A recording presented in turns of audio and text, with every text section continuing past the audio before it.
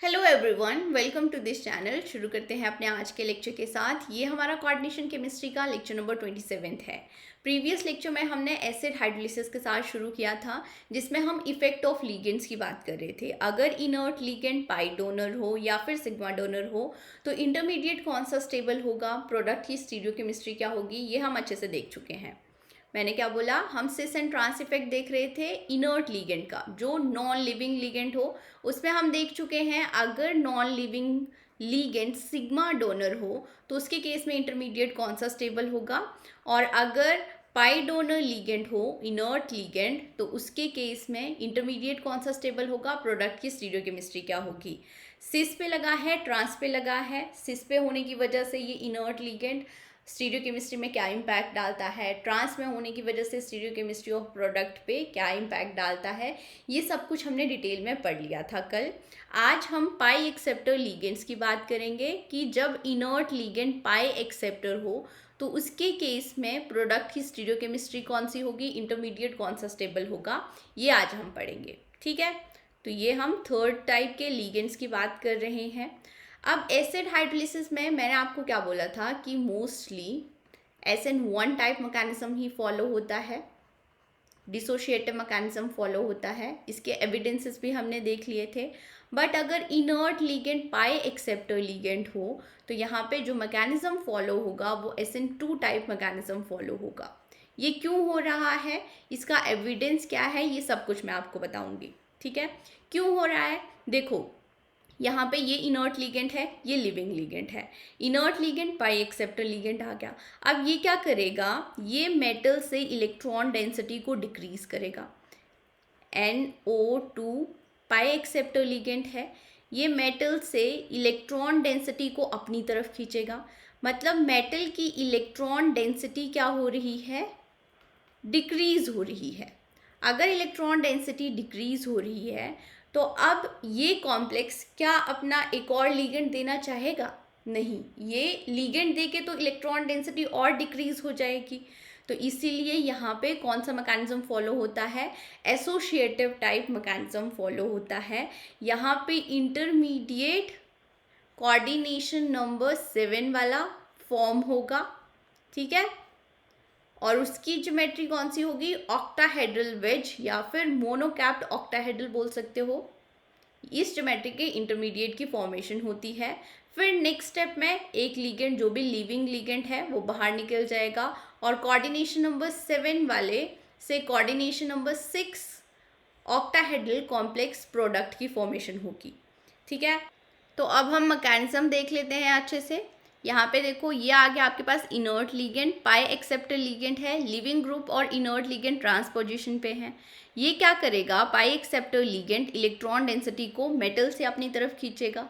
Metal के ऊपर electron density decrease होगी तो यहाँ पे ये वाटर जो इनकमिंग लिगेंड है ये इजिली आके अटैक कर सकता है। कोऑर्डिनेशन नंबर 6 से कोऑर्डिनेशन नंबर 7 इंटरमीडिएट की फॉर्मेशन हो रही है। कोऑर्डिनेशन नंबर 7 इंटरमीडिएट की फॉर्मेशन हो रही है और इसकी ज्योमेट्री क्या होगी, ऑक्टाहेड्रल वेज या फिर आप बोल सकते हो यहाँ पे मोनोकैप्ड ऑक्टाहेड्रल ज्योमेट्री वाले इंटरमीडिएट की फॉर्मेशन होगी।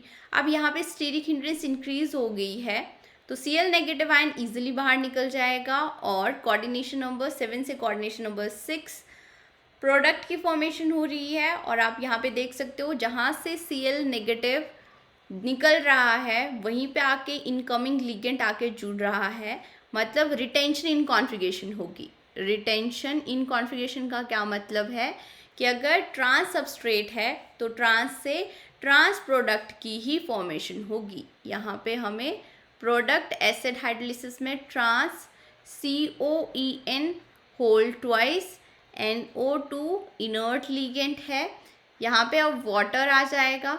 ठीक है, और होल कॉम्प्लेक्स के ऊपर यहाँ पे 2 पॉजिटिव चार्ज आ जाएगा। तो अब ऑब्जर्वेशंस देख लेते हैं। एसोसिएटिव मैकेनिज्म कब फॉलो होगा, जब लिगेंड पाई एक्सेप्टर लिगेंड हो इनर्ट लिगेंड। क्यों फॉलो हो रहा है, क्योंकि मेटल की इलेक्ट्रॉन डेंसिटी डिक्रीज हो रही है। इंटरमीडिएट कोऑर्डिनेशन नंबर 7 वाले इंटरमीडिएट की फॉर्मेशन होगी जिसकी ज्योमेट्री ऑक्टाहेड्रल वेज आएगी, रिटेंशन इन कॉन्फ़िगरेशन देखने को मिलेगा। ये हमने देख लिया। अब इसका एविडेंस देखते हैं। ठीक है, ये 2 रिएक्शंस कराई गई। एक्सपेरिमेंटली देखा गया कि K1 ज़्यादा आएगा as compare to K2। Theoretical अब ये हम समझने की कोशिश करते हैं। यहाँ पे देखो ये पाई एक्सेप्टर लिगेंड है, ये सिग्मा डोनर लिगेंड है। सिग्मा डोनर लिगेंड के केस में जो हम ऑलरेडी अपने प्रीवियस लेक्चर में पढ़ चुके हैं, रिटेंशन इन कॉन्फ़िगरेशन ही देखने को मिलती है। ट्रांस से ट्रांस प्रोडक्ट की ही फॉर्मेशन होगी, जो लिविंग ग्रुप है उसकी जगह पे वाटर आ जाएगा। ठीक है, एसिड हाइड्रोलिसिस हो रही है, यहाँ पे वाटर आ जाएगा। अब जितने भी एग्जांपल्स हमने देखे हैं एसिड हाइड्रोलिसिस के केस में, वहाँ पे सेंट्रल मेटल आयन कोबाल्ट ही है और वो 3 पॉजिटिव चार्ज में होगा। तो अगर मेरे से कहीं से गलती से चार्ज मैंने आगे पीछे लिख लिया हो तो वो आप करेक्ट कर लेना। यहाँ पे 3 पॉजिटिव चार्ज आ जाएगा, कोबाल्ट +3 चार्ज में ही आना चाहिए, Cl नेगेटिव बाहर निकल गया। अब अगर पाई एक्सेप्टर लिगेंड हो तो इसके केस में भी रिटेंशन इन कॉन्फ़िगरेशन ही देखने को मिलेगी, ट्रांस से ट्रांस प्रोडक्ट की ही फॉर्मेशन होगी। ठीक है, NO2 inert ligand, pi acceptor आ गया, यहाँ पे वाटर आ जाएगा और यहाँ पे चार्ज 2 पॉजिटिव आ जाएगा। अब Cl नेगेटिव बाहर निकल गया। एक्सपेरिमेंटली हमें पता चल गया कि K1 ज़्यादा होगा K2 से। अब हम ये थ्योरेटिकल समझने की कोशिश करते हैं। फर्स्ट रिएक्शन ले लेते हैं। यहाँ पे देखो मेटल के साथ पाई एक्सेप्टर लिगेंड लगा हुआ है और मान के चलते हैं कि ये reaction SN1 type mechanism follow कर रही है, डिसोशिएटिव मैकेनिज्म फॉलो कर रही है। तो यहाँ पे पाई एक्सेप्टर लिगेंड की वजह से मेटल की इलेक्ट्रॉन डेंसिटी डिक्रीज हो रही है। ये तो आपको इजीली पता लग ही जाएगा, इलेक्ट्रॉन डेंसिटी डिक्रीज हो रही है। और अगर यहाँ पे इलेक्ट्रॉन डेंसिटी डिक्रीज हो रही है तो यहाँ पे इलेक्ट्रॉनिक रिपल्शन भी क्या होगी, लेस होगी। इलेक्ट्रॉनिक रिपल्शन जहाँ पे लेस होती है वहाँ पे ये वाला बॉन्ड अब इजीली डिसोशिएट नहीं हो पाएगा, इजीली डिसोशिएट नहीं हो पाएगा। या फिर आप बोल सकते हो मेटल की इलेक्ट्रॉन डेंसिटी डिक्रीज हो रही है पाई एक्सेप्टर लिगेंड की वजह से, तो ये वाला बॉन्ड स्ट्रॉन्ग बॉन्ड हो गया है, मेटल और लिविंग ग्रुप का बॉन्ड स्ट्रॉन्ग बॉन्ड हो गया है, इजीली डिसोशिएट नहीं हो पाएगा। तब यहाँ पे रेट क्या होना चाहिए था, यहाँ पे रेट तो लेस होना चाहिए था, रेट डिक्रीज करना चाहिए इसके कंपैरिजन में, क्योंकि यहाँ पे पाई एक्सेप्टर लिगेंड तो है नहीं, मेटल की इलेक्ट्रॉन डेंसिटी डिक्रीज नहीं हो रही है अगर SN1 टाइप मैकेनिज्म ये रिएक्शन फॉलो करती है तो। बट एक्सपेरिमेंटली देखा गया कि ये रेट इंक्रीज हो रहा है, रेट इंक्रीज हो रहा है, मतलब यहाँ पे SN1 टाइप मैकेनिज्म फॉलो नहीं हो रहा, यहाँ पे SN2 टाइप मैकेनिज्म फॉलो हो रहा है। तभी जो वाटर इनकमिंग लिगेंड है वो मेटल की इलेक्ट्रॉन डेंसिटी को इंक्रीज करेगा, यहाँ पे रिपल्शन ज़्यादा होगी और ये वाला बॉन्ड इजीली ब्रेक हो जाएगा। ठीक है, तो अब अगर आपके पास चाहे ट्रांस कॉम्प्लेक्स हो चाहे सिस कॉम्प्लेक्स हो, अगर पाई एक्सेप्टर लिगेंड है, पाई एक्सेप्टर लिगेंड है तो इसके केस में SN2 मैकेनिज्म ही फॉलो होगा, बाकी सारे केसेस में SN1 मैकेनिज्म ही फॉलो होगा। तो जर्नली आप ये बोल सकते हो कि mostly SN1 type mechanism follow होगा, सिर्फ पाई एक्सेप्टर लिगेंड्स को छोड़ के। ठीक है, तो ये हमने लिगेंड्स का इफेक्ट देख लिया। थोड़ा सा रिवाइज कर लेते हैं। अगर inert ligand pi donor ligand हो और कॉम्प्लेक्स सिस कॉम्प्लेक्स हो, मतलब पाई डोनर लिगेंड और leaving group cis to each other हैं, तो square pyramidal geometry, square pyramidal intermediate ज़्यादा स्टेबल होता है ऑर्बिटल्स की इंटरैक्शन की वजह से, और यहाँ पे रिटेंशन इन कॉन्फ़िगरेशन देखने को मिलेगी। और ट्रांस कॉम्प्लेक्सेस के केस में जहाँ पे pi donor ligand and leaving group trans to each other हैं, वहाँ पे TVP ज्योमेट्री वाला इंटरमीडिएट ज़्यादा स्टेबल होता है। क्यों ज़्यादा स्टेबल है ये ऑलरेडी मैं एक्सप्लेन करा चुकी हूँ। यहाँ पे मिक्सचर ऑफ प्रोडक्ट देखने को मिलेगा, सिस आइसोमर भी ट्रांस आइसोमर भी। मोस्टली मेजर आपको प्रोडक्ट सिस आइसोमर ही मिलेगा, मोस्टली बोल रही हूँ। बाकी परसेंटेज जो सिस आइसोमर की परसेंटेज डिपेंड करती है TBP इंटरमीडिएट की स्टेबिलिटी के ऊपर। जितना TBP इंटरमीडिएट जितना ज़्यादा स्टेबल होगा उतनी ही सिस आइसोमर की परसेंटेज भी ज़्यादा होगी। ठीक है, और अगर हम रेट कांस्टेंट की बात करें तो rate constant for cis isomer pi donor ligands के केस में rate constant for cis isomer ज़्यादा होता है as compare to trans isomer. ये क्यों ज़्यादा होता है? क्योंकि ट्रांस आइसोमर के केस में टीबीपी इंटरमीडिएट मिल रहा है और टीबीपी इंटरमीडिएट की फॉर्मेशन के लिए बॉन्ड एंगल का चेंज यहाँ पे देखने को मिल रहा है, एनर्जी रिक्वायर्ड होगी as compare to square pyramidal intermediate की फॉर्मेशन के लिए, इसीलिए रेट आपको यहीं पे ज़्यादा देखने को मिलेगा। नेक्स्ट हम सिग्मा डोनर लिगेंड की बात करेंगे। इसके केस में चाहे सिस कॉम्प्लेक्स हो चाहे ट्रांस कॉम्प्लेक्स हो, स्क्वायर पिरामिडल इंटरमीडिएट ही मिलेगा आपको और रिटेंशन इन कॉन्फ़िगरेशन ही देखने को मिलेगी। यहाँ पे रिटेंशन इन कॉन्फ़िगरेशन ही देखने को मिलेगी और यहाँ पे रेट भी approximately cis isomer and trans isomer का सेम ही देखने को मिलेगा। रेट कांस्टेंट की वैल्यू ऑलमोस्ट सेम ही देखने को मिलती है। क्यों? क्योंकि यहाँ पे इंटरमीडिएट की स्टेबिलिटी में कोई एक्स्ट्रा फैक्टर रोल प्ले नहीं कर रहा है। और नेक्स्ट हम पाई एक्सेप्टर लिगेंड की बात करेंगे। जब इनर्ट लिगेंड पाई एक्सेप्टर हो तो यहाँ पे SN2 टाइप मैकेनिज्म फॉलो होता है एसिड हाइड्रोलिसिस में और कोऑर्डिनेशन नंबर 7 के इंटरमीडिएट की फॉर्मेशन होगी, चाहे सिस कॉम्प्लेक्स हो या ट्रांस कॉम्प्लेक्स हो, ऑक्टाहेड्रल वेज इंटरमीडिएट ही देखने को मिलेगा और रिटेंशन इन कॉन्फ़िगरेशन ही देखने को मिलेगी। ठीक है, तो ये हमने सारा रिवाइज कर लिया। नेक्स्ट अब ये एक्सपेरिमेंटल डाटा है, आपकी रेफरेंस बुक से लिया हुआ है। तो आप यहाँ से क्वेश्चंस कैसे बनते हैं कि परसेंटेज ऑफ सिस आइसोमर बताओ प्रोडक्ट में, और आपको डिफरेंट रिएक्शंस दी हुई होंगी या फिर डिफरेंट इनर्ट लिगेंड्स दिए हुए होंगे। तो यहाँ पे हम शुरू करते हैं। ये कॉम्प्लेक्स है, एसिड हाइड्रोलिसिस की बात कर रहे हैं। लिगेंड, ये दोनों ligand cis to each other भी हो सकते हैं, ट्रांस टू ईच अदर भी हो सकते हैं। अगर ये दोनों ligand cis to each other हैं और यहाँ पे जो इनर्ट लिगेंड की हम बात कर रहे हैं ये पाई डोनर है। पाई डोनर इनर्ट लिगेंड के केस में स्क्वायर पिरामिडल सिस कॉम्प्लेक्स हो तो स्क्वायर पिरामिडल ज्योमेट्री वाला इंटरमीडिएट मिलता है, मतलब यहाँ पे रिटेंशन इन कॉन्फ़िगरेशन होगी। अगर हम सिस आइसोमर की बात कर रहे हैं तो हमें प्रोडक्ट भी सिस ही मिलेगा। और पाई एक्सेप्टर लिगेंड के केस में भी, पाई एक्सेप्टर इनर्ट लिगेंड के केस में भी रिटेंशन इन कॉन्फ़िगरेशन ही देखने को मिलती है। तो यहाँ पे भी 100% हमें सिस आइसोमर ही देखने को मिलेगा। अब ज़्यादा कन्फ्यूजन के चांसेस कहाँ पे होते हैं?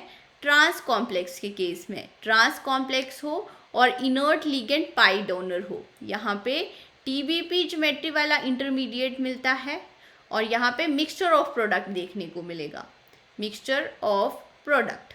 ठीक है, यहाँ पे परसेंटेज सिस आइसोमर किसके ऊपर डिपेंड करती है? ये डिपेंड करती है टीबीपी की स्टेबिलिटी के ऊपर। और हम टीबीपी की स्टेबिलिटी कहाँ से देखते थे? एक कौन से ऑर्बिटल्स इंटरैक्ट कर रहे हैं, जैसे 2p ऑर्बिटल हो, अगर इनर्ट लिगेंड के 2p ऑर्बिटल्स कोबाल्ट 3 पॉजिटिव के ऑर्बिटल के साथ ओवरलैप करें तो वहाँ पे स्टेबिलिटी ज़्यादा देखने को मिलेगी। नेक्स्ट हम स्टीरिक हिंड्रेंस वाला केस लेते थे। स्टीरिक हिंड्रेंस अगर मोर साइज है, मोर साइज होगा इनर्ट लिगेंड का, साइज होगा इनर्ट लिगेंड का, तो इसके केस में सिस आइसोमर की परसेंटेज लेस देखने को मिलती है। ये क्यों होता है ये ऑलरेडी मैं एक्सप्लेन करा चुकी हूँ। अब यहाँ पे हम इनर्ट लिगेंड, Y आपके पास इनर्ट लिगेंड है और X नेगेटिव आपके पास लिविंग ग्रुप है, तो हमें इनर्ट लिगेंड की बात करनी है। यहाँ पे देखो परसेंटेज ऑफ ट्रांस प्रोडक्ट दी हुई है, तो परसेंटेज ऑफ सिस प्रोडक्ट आप इजीली फाइंड आउट कर सकते हो। जैसे यहाँ पे 30 है तो सिस प्रोडक्ट की परसेंटेज कितनी होगी? 70% होगा। यहाँ पे ये आपके पास इनर्ट लिगेंड है, 2p ऑर्बिटल्स में लोन पेयर प्रेजेंट होंगे, तो इसके केस में परसेंटेज ऑफ सिस प्रोडक्ट ज़्यादा होगी। ठीक है, 70% मिलता है सिस प्रोडक्ट।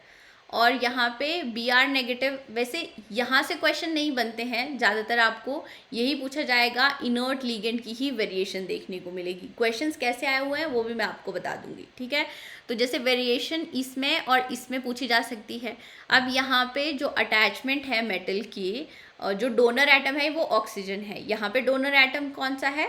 क्लोराइड आयन ही है, क्लोरीन ही है, तो यहाँ पे मोर साइज होता है मोर साइज होने की वजह से परसेंटेज ऑफ सिस प्रोडक्ट यहाँ पे डिक्रीज कर जाएगी। तो आप देख सकते हो यहाँ पे सिस की परसेंटेज बहुत कम हो जाएगी, ठीक है। अब ब्रोमाइड के केस में सिस की परसेंटेज और भी कम हो जाएगी क्योंकि इसका साइज और भी इंक्रीज हो रहा है, स्टीरिक हिंड्रेंस और ज़्यादा होगी। तो अब ये भी मैं आपको थोड़ा सा समझा ही देती हूँ। यहाँ पे देखो, ये आपके पास इनर्ट लिगेंड होगा Br। तो अब अगर इसका साइज जितना ज़्यादा होगा, सिस आइसोमर के केस में यहाँ से अब अटैक होता है इनकमिंग लिगेंड का, तो यहाँ से अटैक होने की प्रोबेबिलिटी कम होती जाएगी, ठीक है। तो इसीलिए यहाँ पे परसेंटेज और भी कम होगी, अप्रॉक्सीमेटली आप बोल सकते हो 15% है। और इसके केस में N3 नेगेटिव एजाइडाइन के केस में सिस प्रोडक्ट की परसेंटेज सबसे कम होगी, ये भी ध्यान में रखना अब आप, ठीक है। NO2 नेगेटिव के केस में, अब ये तो पाई एक्सेप्टर लिगेंड है, पाई एक्सेप्टर लिगेंड के केस में तो आपको पता है रिटेंशन इन कॉन्फ़िगरेशन ही देखने को मिलेगी। यहाँ पे हम ट्रांस कॉम्प्लेक्सेस की बात कर रहे हैं। कौन से कॉम्प्लेक्सेस की? ट्रांस, ये दोनों ट्रांस टू ईच अदर हैं। तो यहाँ पे तो ट्रांस प्रोडक्ट आपको 100% मिलेगा, सिस प्रोडक्ट 0% मिलेगा, ठीक है। ये भी पाई एक्सेप्टर लिगेंड है, यहाँ पे भी सिस प्रोडक्ट 0% ही मिलेगा। अब इसके केस में यहाँ पे देखो लीनियर ज्योमेट्री, ये भी मैंने आपको अच्छे से समझाया हुआ था। लीनियर ज्योमेट्री है, डोनर एटम नाइट्रोजन है, स्मॉल साइज है। तो यहाँ पे इसके कंपैरिजन में और इसके कंपैरिजन में आपको सिस की परसेंटेज ज़्यादा देखने को मिलेगी, ठीक है। तो आप ध्यान में रख लेना कि ये 41.5% के आसपास है। तो कंपैरिजन ऐसे ही पूछा जाएगा, आपके पास डिफरेंट डिफरेंट इनर्ट लिगेंड्स दिए हुए होंगे, परसेंटेज ऑफ सिस प्रोडक्ट बताओ कहाँ पे ज़्यादा होगी कहाँ पे कम होगी। जैसे ये क्वेश्चन है, क्वेश्चन शुरू करते हैं, आपके प्रीवियस ईयर में आए हुए हैं ये CSIR नेट में या गेट में। एसिड हाइड्रोलिसिस की बात कर रहे हैं हम, ट्रांस कॉम्प्लेक्स है, ठीक है। Can give cis product due to formation of, अब ट्रांस कॉम्प्लेक्स है, ये सिस प्रोडक्ट कब दे सकता है? जब मिक्सचर ऑफ प्रोडक्ट मिले, मिक्सचर ऑफ प्रोडक्ट मिले। और ये कौन से केस में मिलता है मिक्सचर ऑफ प्रोडक्ट? जब आपके पास इंटरमीडिएट TBP हो, TBP इंटरमीडिएट के केस में मिक्सचर ऑफ प्रोडक्ट मिलता है ना। स्क्वायर पिरामिडल के केस में, पिरामिडल के केस में तो रिटेंशन इन कॉन्फ़िगरेशन होती है, और ऑक्टाहेड्रल वेज के केस में भी रिटेंशन ही होती है, ठीक है। तो आप बोल सकते हो मोनोकैप्ड ऑक्टाहेड्रल के केस में भी रिटेंशन देखने को मिलेगी, स्क्वायर पिरामिडल के केस में भी रिटेंशन देखने को मिलेगी। यहाँ पे मिक्सचर ऑफ प्रोडक्ट देखने को मिलेगा, mixture of product. PBP pentagonal bipyramidal की तो हमने बात ही नहीं करी है, तो इसीलिए करेक्ट ऑप्शन कौन सा आ जाएगा आपके पास? सेकेंड ऑप्शन, क्योंकि हमें सिस प्रोडक्ट बताना है कहाँ पे मिल रहा है। अब नेक्स्ट देखो, ये भी आपके प्रीवियस ईयर में क्वेश्चन पूछा गया था। हाइड्रोलिसिस करा रहे हैं हम ट्रांस प्रोडक्ट की ही, यहाँ पे Cl लिविंग ग्रुप है, सिस प्रोडक्ट। अब सिस प्रोडक्ट लीस्ट कहाँ पे मिलेगा? मतलब परसेंटेज ऑफ सिस हमें बतानी है, लीस्ट कहाँ पे मिलेगी, ठीक है। तो अब अगर हम बात करें ट्रांस कॉम्प्लेक्स के केस में, ये पाई डोनर है, ये इनर्ट लिगेंड पाई डोनर है, ये इनर्ट लिगेंड पाई डोनर है। पाई डोनर लिगेंड के केस में जब कॉम्प्लेक्स ट्रांस हो, TBP ज्योमेट्री वाला इंटरमीडिएट मिलेगा, और यहाँ पे परसेंटेज ऑफ सिस प्रोडक्ट कुछ ना कुछ तो मिलेगी ही।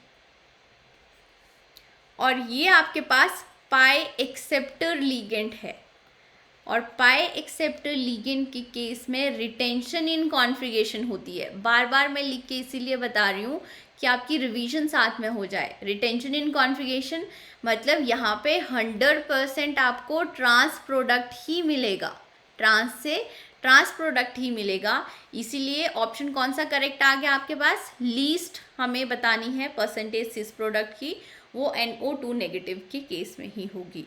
अब नेक्स्ट हम एग्जांपल ले लेते हैं, क्वेश्चन ले लेते हैं। यहाँ पे देखो, assertion both the complexes proceeding by dissociative mechanism, ये आपके पास एक कॉम्प्लेक्स दिया हुआ है, undergo much faster acid hydrolysis than this. ये दो कॉम्प्लेक्सेस दिए हुए हैं, जितना लिख के करोगे ना उतना ज़्यादा समझ में आएगा, ठीक है, एक ये कॉम्प्लेक्स दिया हुआ है, दूसरा आपके पास ये कॉम्प्लेक्स दिया हुआ है 5Cl, यहाँ पे 2 पॉजिटिव चार्ज है। दोनों में एसिड हाइड्रोलिसिस करानी है, मतलब वाटर के साथ रिएक्शन कराएंगे हम। ठीक है, हमें बतानी है, सबसे पहले तो आपको पता होना चाहिए कि एसिड हाइड्रोलिसिस इन दोनों के केस में कहाँ पे फास्ट होगी। तो एसिड हाइड्रोलिसिस मोस्टली यहाँ पे देखो पाई एक्सेप्टर लिगेंड तो प्रेजेंट नहीं है, SN1 मैकेनिज्म के थ्रू होगी। SN1 मतलब जहाँ पे बॉन्ड ईजिली डिसोशिएट हो जाए, ईजिली डिसोशिएट हो जाए, ब्रेक हो जाए, यही बोलोगे आप। ठीक है, और कहाँ पे ईजिली बॉन्ड ब्रेक होगा, जहाँ पे पॉजिटिव चार्ज कम होगा। यहाँ पे देखो लेस पॉजिटिव चार्ज है कॉम्प्लेक्स के ऊपर, लेस पॉजिटिव चार्ज मतलब लेस न्यूक्लियर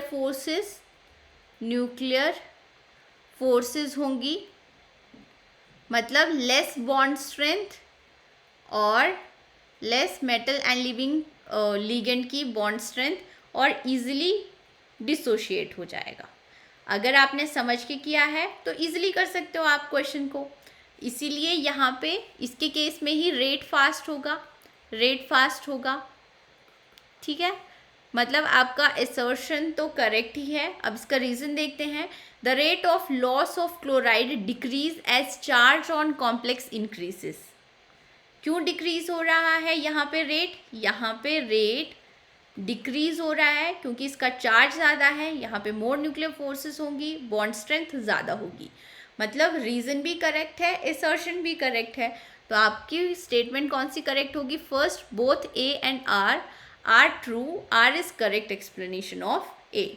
नेक्स्ट अब क्वेश्चन देखते हैं, हाइड्रोलिसिस ऑफ, हम ट्रांस कॉम्प्लेक्स की ही हाइड्रोलिसिस करा रहे हैं। देखो क्वेश्चन आपसे पूछे गए हैं ट्रांस कॉम्प्लेक्स के बारे में ही, क्योंकि ट्रांस कॉम्प्लेक्स के केस में ही अगर आपके पास पाई डोनर लिगेंड हो तो सिस एंड ट्रांस दोनों आइसोमर्स मिल सकते हैं। तो यहाँ पे ये जो लिगेंड है, इनर्ट लिगेंड है, इसको वेरी किया गया है। ठीक है, NO2 नेगेटिव लिगेंड है, NCS नेगेटिव है, OH नेगेटिव है, NCl नेगेटिव है। ये दोनों ये तीनों तो पाई डोनर लिगेंड्स है। मतलब यहाँ पे सिस प्लस ट्रांस दोनों आइसोमर मिलेंगे। ये अगेन पाई एक्सेप्टर है, तो यहाँ पे तो ट्रांस का ट्रांस ही मिलेगा। यहाँ पे सिस की परसेंटेज 0% होगी, तो सबसे कम सिस तो हमें NO2 नेगेटिव के केस में मिलेगा आइसोमर। मतलब या तो ये करेक्ट हो सकता है या ये करेक्ट हो सकता है, ये दोनों चलेंगे। ठीक है, अब नेक्स्ट हम पाई डोनर लिगेंड्स ले लेते हैं। इन तीनों के केस में TBP इंटरमीडिएट्स मिलेंगे। ठीक है, तो यहाँ पे हमें स्टेबिलिटी ऑफ TBP इंटरमीडिएट देखनी पड़ेगी, और साथ में देखना पड़ेगा कि स्टीरिक हिंड्रेंस कहाँ पे ज़्यादा देखने को मिल रही है इनकमिंग लिगेंड को आने के लिए।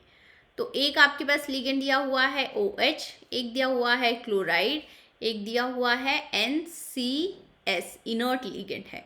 बाकी और तो सारे लिगेंड सेम ही होंगे। अब यहाँ पे इन दोनों का कंपैरिजन भी मैंने आपको करके बताया था। यहाँ पे ऑक्सीजन के 2p ऑर्बिटल्स में लोन पेयर प्रेजेंट होंगे, यहाँ पे 3p ऑर्बिटल्स में लोन पेयर प्रेजेंट है। तो ऑर्बिटल्स की इंटरैक्शन 2p ऑर्बिटल्स की ज़्यादा होती है, मोर इंटरैक्शन, ज़्यादा इंटरैक्शन यहाँ पे होगी।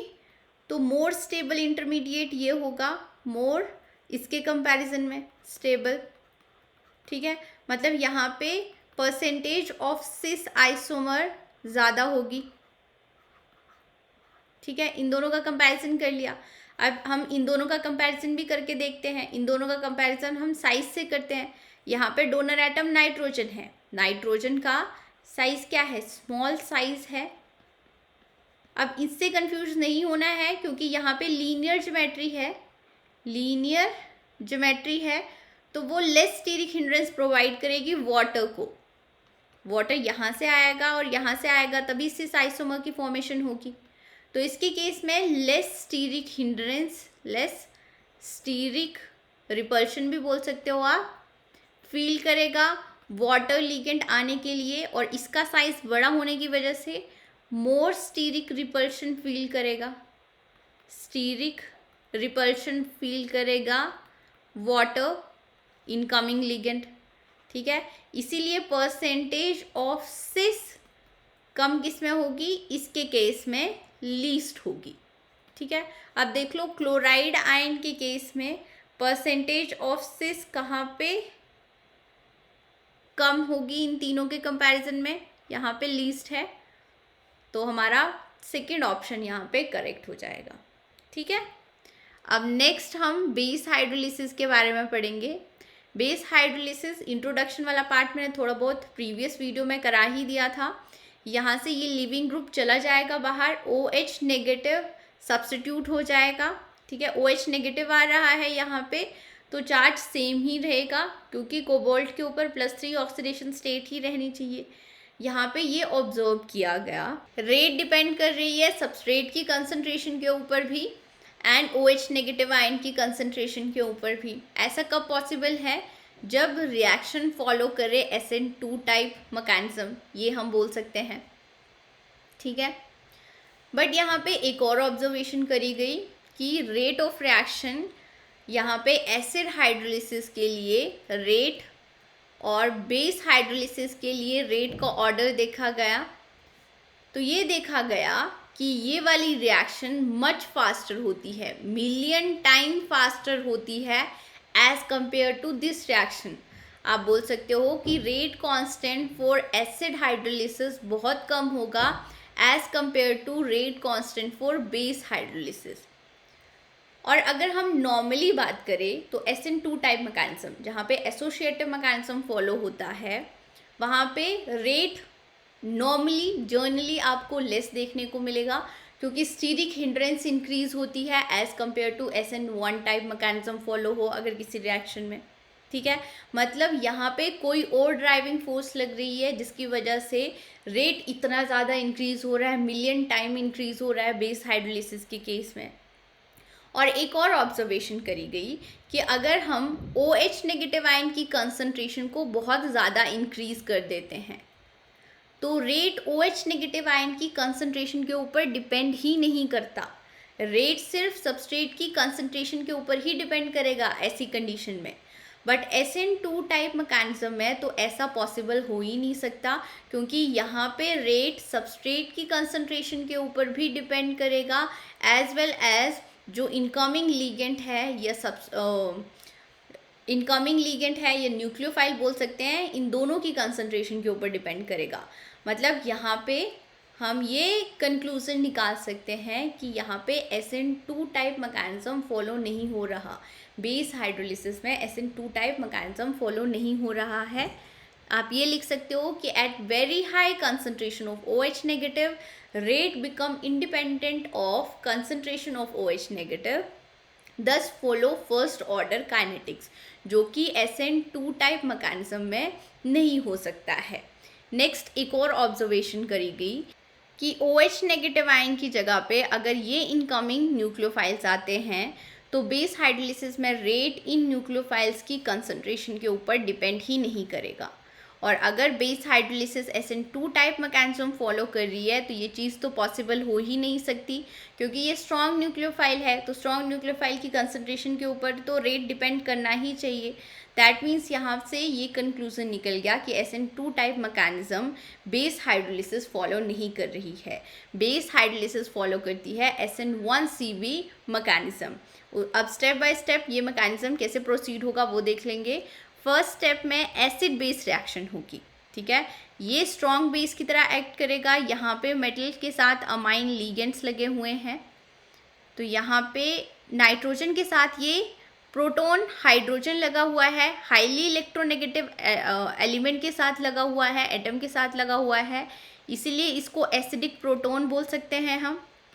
तो ये OH नेगेटिव ये प्रोटॉन को एब्स्ट्रैक्ट कर लेगा और फर्स्ट स्टेप आ गया आपके पास, एसिड बेस रिएक्शन हो रही है। यहाँ पे 5 आ जाएगा, यहाँ पे NH2 आ गया, Cl आ गया और होल पॉजिटिव आ जाएगा, प्लस यहाँ से वाटर बाहर निकल जाएगा, ठीक है। अब इसको कॉन्जुगेट बेस बोलते हैं, या आपने एसिड बेस में बहुत बेसिक से पढ़ते ही आ रहे हो। ये कॉन्जुगेट बेस आ गया। अब इसके बाद वाला स्टेप क्या होगा कि अब बॉन्ड ब्रेकिंग होगी यहाँ पे, यहाँ से Cl नेगेटिव आयन बाहर निकल जाएगा, CONH3 होल 4 आ गया, NH2, और यहाँ पे अगेन 2 पॉजिटिव चार्ज आ जाएगा, Cl नेगेटिव बाहर निकल गया।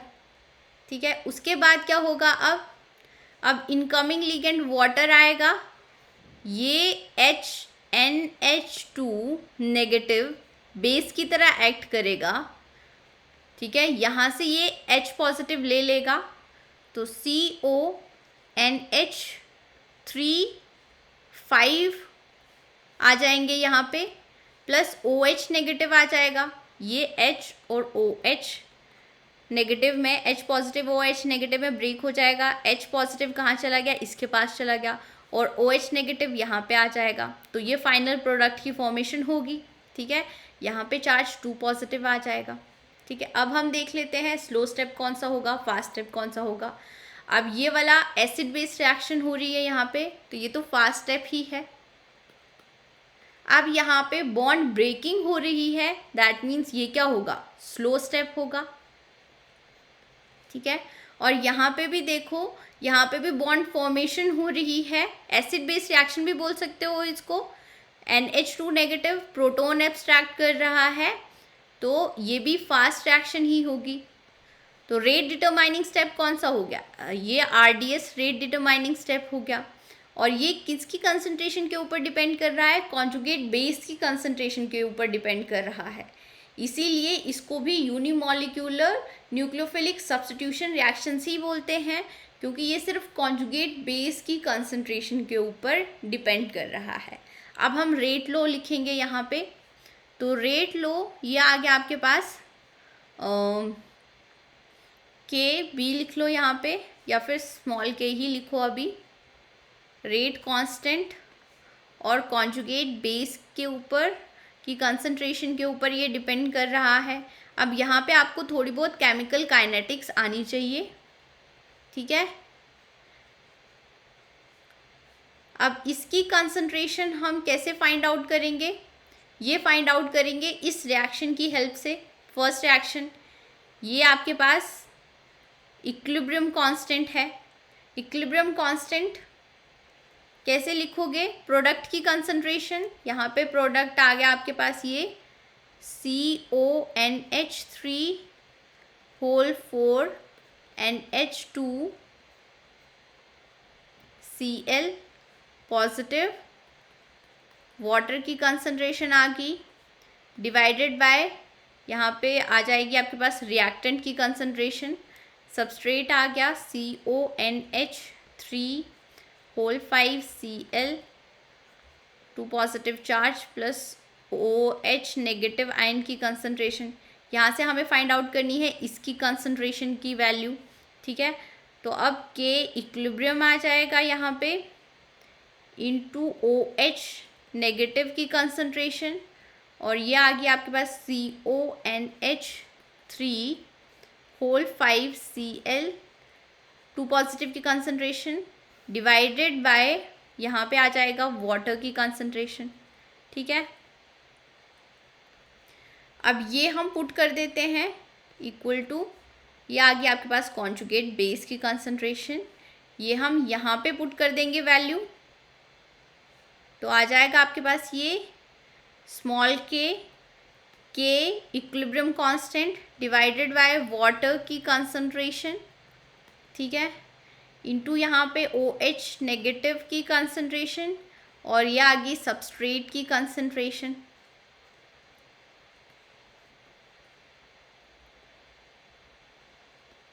अब वाटर की कंसंट्रेशन हम यूनिटी ले लेते हैं, क्योंकि water as a solvent use हो रहा है, हाइड्रोलिसिस रिएक्शन है तो water as a solvent use हो रहा है। इन सबको हम क्या ले लेंगे, कांस्टेंट ले लेंगे KB, तो ये आ गया आपके पास रेट लो। यहाँ पे सबस्ट्रेट की कंसंट्रेशन के ऊपर भी डिपेंड कर रहा है, और OH नेगेटिव आयन की कंसंट्रेशन के ऊपर भी डिपेंड कर रहा है। और हम यहाँ पे ये भी बोल सकते हैं कि base hydrolysis second order kinetics को फॉलो कर रही है। तो ये सारे पॉइंट्स अब ध्यान में रखना, क्योंकि स्टेटमेंट टाइप क्वेश्चंस में ये पॉइंट्स आपसे पूछे जा सकते हैं। अब हम यहाँ पे ये देखेंगे कि जो भी पॉइंट्स मैंने पहले बोले थे वो ये मैकेनिज्म सारे पॉइंट्स को एक्सप्लेन कर पा रहा है या नहीं कर पा रहा है। फर्स्ट पॉइंट देखते हैं, अगर वो OH नेगेटिव आयन की कंसंट्रेशन को इंक्रीज कर दे, ठीक है, वेरी हाई कंसंट्रेशन पे, मैंने क्या बोला था कि रेट इसकी कंसंट्रेशन के ऊपर डिपेंड ही नहीं करेगा। क्या होगा, देखो, जब हम इसकी कंसंट्रेशन को इंक्रीज करेंगे तो इसकी फॉर्मेशन होगी, कॉन्जुगेट बेस की फॉर्मेशन होगी, बट जब इसकी कंसंट्रेशन को बहुत हाई कर देंगे, ठीक है, तो यहाँ पे ये कॉन्जुगेट बेस है, ये यहाँ से प्रोटॉन एब्स्ट्रैक्ट कर लेगा और बैकवर्ड रिएक्शन भी उतनी ही फास्टली होती रहेगी, ठीक है, बैकवर्ड रिएक्शन भी उतनी ही फास्टली यहाँ पे होती रहेगी। मतलब आप यहाँ पे बोल सकते हो कि equilibrium constant for conjugate base, अगर फॉरवर्ड रिएक्शन भी बोल सकते हो, यहाँ पे बहुत कम देखने को मिलेगा, क्योंकि ये तो वेरी हाई कंसंट्रेशन पे इसकी बनने की जो भी कैपेसिटी है वो बहुत ही कम होगी। जितना ये बनेगा उतना H2O के साथ रिएक्ट करके फिर से इसकी फॉर्मेशन होती जाएगी। तो अब इसकी कंसंट्रेशन जितनी भी हाई करते रहो, रेट इसके ऊपर डिपेंड ही नहीं करेगा। अब हम नेक्स्ट पॉइंट की बात करते हैं। तो देखो, बेस हाइड्रोलिसिस में फर्स्ट स्टेप क्या हो रहा है, प्रोटॉन की एब्स्ट्रैक्शन हो रही है। अमाइन से ये प्रोटॉन की एब्स्ट्रैक्शन के लिए स्ट्रॉन्ग बेस की रिक्वायरमेंट होगी, स्ट्रॉन्ग बेस चाहिए होगा, ठीक है। और अगर हम NCS नेगेटिव की बात करें और N3 नेगेटिव की बात करें तो ये तो स्ट्रॉन्ग बेस है ही नहीं, तो ये यहाँ से प्रोटॉन को एब्स्ट्रैक्ट ही नहीं कर पाएंगे। प्रोटॉन को एब्स्ट्रैक्ट नहीं कर पाएंगे मतलब इनके केस में कॉन्जुगेट बेस की ही फॉर्मेशन नहीं होगी, तो अब रेट इनकी कंसंट्रेशन के ऊपर डिपेंड ही नहीं करेगा, ठीक है। तो ये वाला पॉइंट भी एक्सप्लेन हो गया। नेक्स्ट हमने बोला था कि बेस हाइड्रोलिसिस में रेट कांस्टेंट की वैल्यू बहुत ज़्यादा होती है as compare to acid hydrolysis. अब वो क्यों होता है वो भी हम देख लेते हैं। देखो, दोनों में ही बॉन्ड ब्रेकिंग वाला जो स्टेप है वही रेट डिटरमाइनिंग स्टेप है। एसिड हाइड्रोलिसिस के केस में यहाँ पे ये फर्स्ट स्टेप स्लो स्टेप होता है, जहाँ पे Cl नेगेटिव आयन बाहर निकलेगा, कोऑर्डिनेशन नंबर 5 की फॉर्मेशन हो जाएगी।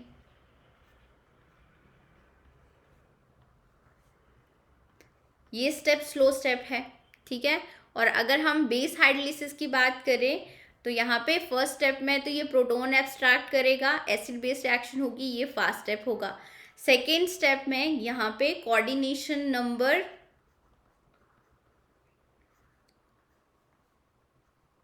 5 की फॉर्मेशन हो रही है, 6 से Cl नेगेटिव यहाँ से बाहर निकल रहा है, और ये स्टेप ही स्लो स्टेप है। क्यों स्लो स्टेप है, बॉन्ड ब्रेकिंग हो रही है यहाँ पे, ठीक है। अब अगर आप इन दोनों को कंपैरिजन करते हो, इन दोनों का, तो यहाँ पे रेट इसकी कंसंट्रेशन के ऊपर डिपेंड कर रहा है, यहाँ पे रेट इसकी कंसंट्रेशन के ऊपर डिपेंड कर रहा है। अब यहाँ पे देखो, मोर पॉजिटिव चार्ज है। मोर पॉजिटिव चार्ज का क्या मतलब है कि मोर न्यूक्लियर फोर्सेस, मतलब यहाँ पे बॉन्ड स्ट्रॉन्ग होगा एज कंपेयर टू दिस, क्योंकि यहाँ पे लेस पॉजिटिव चार्ज है, लेस न्यूक्लियर फोर्सेस, मतलब यहाँ पे कंपैरेटिवली वीक बॉन्ड होगा। और दोनों रिएक्शन में ही रेट किसके ऊपर डिपेंड कर रहा है, रेट डिपेंड कर रहा है बॉन्ड डिसोशिएशन वाले स्टेप के ऊपर। जितनी जल्दी बॉन्ड डिसोशिएट हो जाएगा उतना ही रेट फास्ट होगा। और बॉन्ड कहाँ पे जल्दी डिसोशिएट हो रहा है, बेस हाइड्रोलिसिस के केस में, इसलिए rate constant for base hydrolysis ज़्यादा होगा as compare to acid hydrolysis, ठीक है। एक और फैक्टर जो है वो रेट को ज़्यादा बनाने के लिए हेल्पफुल या फिर रोल प्ले करता है, हम बोल सकते हैं। वो कौन सा फैक्टर है, देखो, बेस हाइड्रोलिसिस के केस में कॉन्जुगेट बेस में आपको NH2 मिलेगा, यह आ गया कॉन्जुगेट बेस, यहाँ से बॉन्ड की ब्रेकिंग होगी। अब यहाँ पे देखो, इसके केस में इसके पास एक्स्ट्रा इलेक्ट्रॉन्स प्रेजेंट है, तो ये इलेक्ट्रॉन पेयर यहाँ पे जा सकते हैं, मतलब ये किसकी तरह एक्ट कर सकता है, पाई डोनर लिगेंड की तरह एक्ट कर सकता है। ये वाले इलेक्ट्रॉन पेयर यहाँ पे जा सकते हैं, मतलब यहाँ पे मेटल के पास मोर इलेक्ट्रॉन डेंसिटी होगी, आप बोल सकते हो मोर इलेक्ट्रॉन डेंसिटी होगी, तो इलेक्ट्रॉनिक रिपल्शन भी ज़्यादा होगी। अगर इलेक्ट्रॉनिक रिपल्शन इंक्रीज करेगी तो अब ये वाला बॉन्ड जो है वो इजीली ब्रेक हो जाएगा, मतलब यहाँ पे रेट क्या होगा, फास्ट होगा। ठीक है, मैंने क्या बोला, यहाँ पे देखो ये था एक लिगेंड आपके पास, और जबकि एसिड हाइड्रोलिसिस में तो आपको सारे ही लिगेंड अमाइंस ही मिलेंगे, सारे ही लिगेंड सिर्फ सिग्मा डोनर हैं। सिग्मा डोनर है तो इसकी इलेक्ट्रॉन डेंसिटी को तो इंक्रीज नहीं करेंगे, पर यहाँ पे NH2 नेगेटिव लिगेंड होने की वजह से ये पाई डोनर लिगेंड की तरह एक्ट कर रहा है, तो यहाँ पे इलेक्ट्रॉन डेंसिटी इंक्रीज हो जाएगी, यहाँ पे इलेक्ट्रॉनिक रिपल्शन ज़्यादा हो जाएगी, ये वाला बॉन्ड इजीली ब्रेक हो जाएगा। तो इसीलिए बेस हाइड्रोलिसिस के केस में रेट क्या होगा, फास्टर होगा, इसीलिए रेट कांस्टेंट की वैल्यू भी ज़्यादा होगी बेस हाइड्रोलिसिस के केस में। अब हम नेक्स्ट देखेंगे कि SN1CB मैकेनिज्म कब फॉलो होता है, या कंडीशंस क्या हैं कि बेस हाइड्रोलिसिस में SN1CB मैकेनिज्म फॉलो हो। ठीक है, तो SN1CB मैकेनिज्म में फर्स्ट स्टेप क्या होता है, प्रोटॉन की एब्स्ट्रैक्शन। प्रोटॉन की एब्स्ट्रैक्शन ही फर्स्ट स्टेप है। अगर सबस्ट्रेट में प्रोटॉन ही प्रेजेंट नहीं होगा तो SN1CB मैकेनिज्म भी फॉलो नहीं होगा। तो SN1CB मैकेनिज्म के लिए एसिडिक प्रोटॉन तो होना ही चाहिए। अब हम इस रिएक्शन की बात कर लेते हैं। ये इस रिएक्शन को भी क्या बोलोगे, बेस हाइड्रोलिसिस ही बोलोगे। बेस हाइड्रोलिसिस ही हो रही है, यहाँ पे OH नेगेटिव Cl नेगेटिव को सबस्ट्रेट कर रहा है। ठीक है, अब ये रिएक्शन कैसे प्रोसीड करेगी वो हम देख लेते हैं। तो यहाँ पे फर्स्ट स्टेप में वाटर के साथ रिएक्शन होगी, वाटर के साथ रिएक्शन होगी। ठीक है, COCN5 Cl नेगेटिव को वाटर सब्स्टिट्यूट कर देगा, होल कॉम्प्लेक्स के ऊपर 2 नेगेटिव चार्ज आ जाएगा, और उसके बाद सेकेंड स्टेप में यहाँ पे बेस का काम शुरू हो जाएगा। अब बेस को प्रोटॉन मिल जाएगा, एसिडिक प्रोटॉन, यहाँ से ये H पॉजिटिव आयन ले लेगा और प्रोडक्ट की फॉर्मेशन हो जाएगी। ठीक है, अब second step acid base reaction है, मतलब ये फास्ट स्टेप होगा, तो ये आपके पास स्लो स्टेप आ गया। स्लो स्टेप है मतलब रेट किसके ऊपर डिपेंड करेगा, आप रेट इन दोनों की कंसंट्रेशन के ऊपर डिपेंड करेगा, बट ये अब ये एक्सेस में प्रेजेंट है, तो यहाँ पे हम बोल सकते हैं रेट सिर्फ सबस्ट्रेट की कंसंट्रेशन के ऊपर ही डिपेंड करेगा। मतलब ये वाली रिएक्शन कौन सा ऑर्डर फॉलो कर रही है, फर्स्ट ऑर्डर फॉलो कर रही है, फर्स्ट ऑर्डर काइनेटिक्स फॉलो कर रही है, तो ये भी ध्यान में रखना आप। ठीक है, अब नेक्स्ट अगर हम इस रिएक्शन की भी बात करें तो यहाँ पे भी एसिडिक प्रोटॉन तो प्रेजेंट नहीं है, मतलब यहाँ पे भी प्रोडक्ट आपको Py4ClOH positive charge plus Cl negative मिल जाएगा, और ये भी यही वाला मैकेनिज्म फॉलो करेगी, मतलब यहाँ पे भी रेट अब CO सबस्ट्रेट की कंसंट्रेशन के ऊपर ही डिपेंड करेगा, फर्स्ट ऑर्डर काइनेटिक्स ही ये फॉलो करेगी ये वाली रिएक्शन भी। यहाँ पे भी SN1CB मैकेनिज्म नहीं होगा, तो आपको देखना है SN1CB मैकेनिज्म के लिए एसिडिक प्रोटॉन चाहिए ही चाहिए, ये भी फर्स्ट ऑर्डर काइनेटिक्स ही फॉलो करेगी। ठीक है, नेक्स्ट अब इससे रिलेटेड अब हम कुछ क्वेश्चंस कर लेते हैं। The correct statement about substitution reaction, ये हमारे पास सबस्ट्रेट है, OH नेगेटिव के साथ रिएक्शन हो रही है और ये प्रोडक्ट मिल रहा है हमें। ठीक है, हमें यहाँ पे बताना है करेक्ट स्टेटमेंट। तो सारी स्टेटमेंट्स पढ़ लो अच्छे से, उसके बाद करेक्ट स्टेटमेंट हम फाइंड आउट करते हैं। इट ओवेज फर्स्ट ऑर्डर काइनेटिक्स, ये मैंने आपको पहले ही बताया, ये फर्स्ट ऑर्डर काइनेटिक्स तो ओवे करती करती है।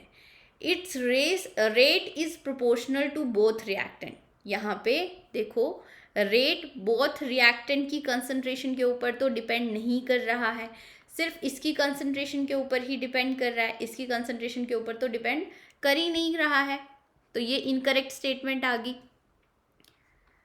इट फॉलो SN1CB मैकेनिज्म, यहाँ पे एसिडिक प्रोटोन है नहीं, एसिडिक प्रोटोन अगर नहीं होगा तो SN1CB मैकेनिज्म तो फॉलो होगा ही नहीं, ये भी इनकरेक्ट आ गया।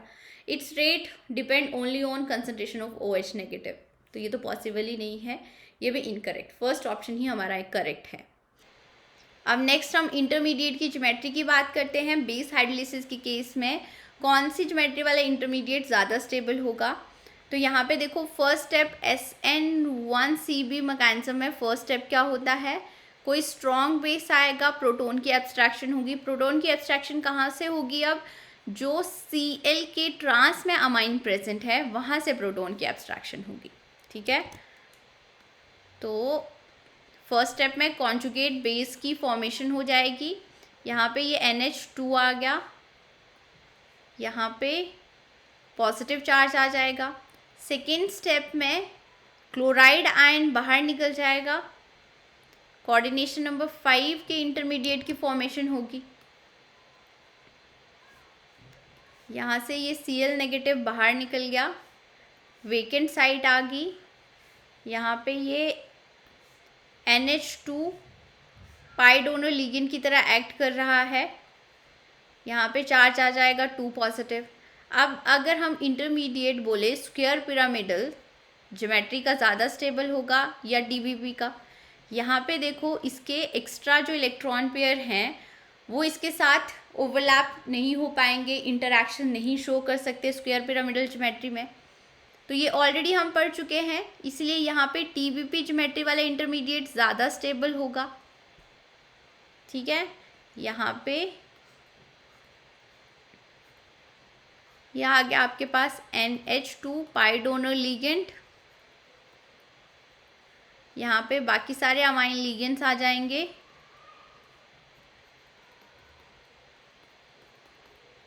अब इसका जो वेकेंट साइट है वो इसके साथ इंटरैक्शन शो कर सकती है, तो यहाँ पे स्टेबिलिटी इंक्रीज हो रही है, TBP की स्टेबिलिटी इंक्रीज हो रही है, और ये इंटरेक्शन में जो एनर्जी रिलीज होगी वही एनर्जी यूज़ हो जाएगी बॉन्ड एंगल्स जो यहाँ पे चेंज हो रहे हैं, बॉन्ड एंगल्स जो चेंज हो रहे हैं उनके लिए, ठीक है। और उसके बाद प्रोडक्ट की फॉर्मेशन हो जाएगी, तो आप यहाँ पे लिख सकते हो CONH3 OH नेगेटिव प्रोडक्ट की फॉर्मेशन हो जाएगी, ठीक है। अब ये प्रोडक्ट की स्टीरियोकेमिस्ट्री क्या आएगी ये हम बाद में देखेंगे, नेक्स्ट लेक्चर में देखेंगे। अभी हम इफेक्ट ऑफ स्टीरिक हिंड्रेंस की बात कर लेते हैं। यहाँ पे हमें रेट कांस्टेंट के बारे में बताना है कि rate constant for first reaction ज़्यादा होगा या सेकेंड रिएक्शन ज़्यादा होगा। तो यहाँ पे देखो SN1CB मैकेनिज्म ही फॉलो होगा, मतलब यहाँ पे भी जो बॉन्ड ब्रेकिंग है, बॉन्ड की डिसोशिएशन है, वही रेट, उसी से ही रेट डिटरमाइन किया जाता है, ठीक है। रेट कहाँ पे फास्टर होगा कहाँ पे स्लो होगा ये बॉन्ड स्ट्रेंथ के ऊपर ही डिपेंड किया जाता है।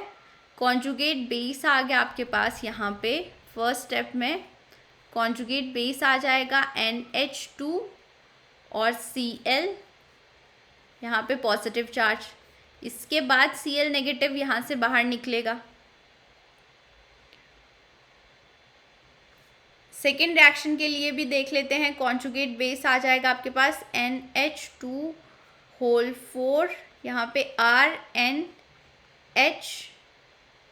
आ गया, और यहाँ पे ये Cl आएगा पॉजिटिव चार्ज, यहाँ से Cl नेगेटिव बाहर निकलेगा। अब इसके केस में देखो मोर स्टीरिक हिंड्रेंस है, मोर स्टीरिक हिंड्रेंस होने की वजह से यहाँ से बॉन्ड इजीली डिसोशिएट हो जाएगा, बॉन्ड इजीली डिसोशिएट हो जाएगा, मतलब K2 ज़्यादा आएगी as compare to K1। Rate of second reaction increase हो रहा है, यहाँ पे रेट फास्टर होगा, यहाँ पे रेट स्लो होगा। किसके ऊपर डिपेंड कर रहा है? स्टीरिक हिंड्रेंस के ऊपर डिपेंड कर रहा है। अब नेक्स्ट हम देखेंगे effect of pi donor and pi acceptor inert ligand. तो यहाँ पे देखो, यहाँ पे भी हमें यही बताना है कि रेट कहाँ पे फास्ट होगा, ठीक है। तो दोनों के केस में ही एसिडिक प्रोटॉन प्रेजेंट है, SN1CB मैकेनिज्म फॉलो होगा। तो फर्स्ट स्टेप हम यहाँ पे लिख लेते हैं, दोनों के ही कॉन्जुगेट बेस यहाँ पे लिख लेते हैं, ठीक है। कॉन्जुगेट बेस है, एक हाइड्रोजन इथिलीन डायमाइन से एब्स्ट्रैक्ट कर लेंगे, यहाँ से भी एक हाइड्रोजन एब्स्ट्रैक्ट कर लेंगे। अब ये वाला जो लिगेंड है ये पाई डोनर लिगेंड है, ठीक है, और ये आपके पास लिगेंड आ रहा है पाई एक्सेप्टर। तो यहाँ पे pi donor ligand central metal की इलेक्ट्रॉन डेंसिटी को क्या करेगा? मेटल आयन की इलेक्ट्रॉन डेंसिटी